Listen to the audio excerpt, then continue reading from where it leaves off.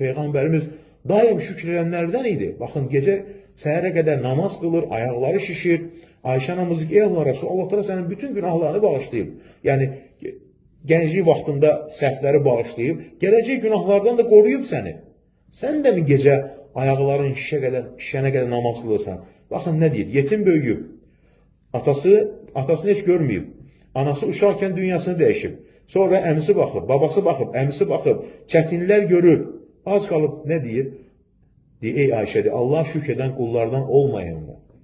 Allah şükr edən qullardan olmayın mı? Hansı ki, həyatın bütün çətinlərini görüb, ac qalıb, təhlükəsiz problemləri olub, sahabələr hicrət ediblər, şəhid olublar, Mədnəyə gələndə problemlər, sıxıntılar, hər şey ümmətin yükü çiynində, deyir, Allah şükr edən qullardan olmayın. Hansı ki, biz əminamanlıqda içəri yaşayırıq, ailəmiz içərisində rahat, gündəlik ruzumuz var. Yəni, buna görə insan daim gələ Rəbbinə şükr etsin. Şükr edərsən, artıraraq. Baxın, Həzrət Əlinin gözəl bir sözü var. Bu sözü insan əslində gözəl bir söz var. Deyir, qulağından sırğı etməlidir. Nə deyir? Deyir, qayyidu ni'amallah, Allah neymətlərini deyir, şükürlə əlinizə saxlayın. Nə deməkdir bu?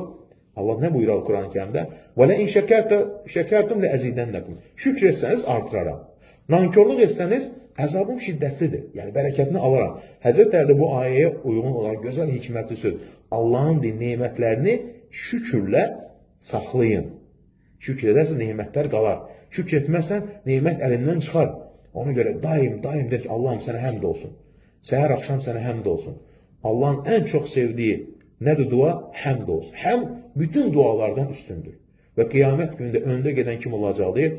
Allah Teala'ya çoxlu həmd edənlər.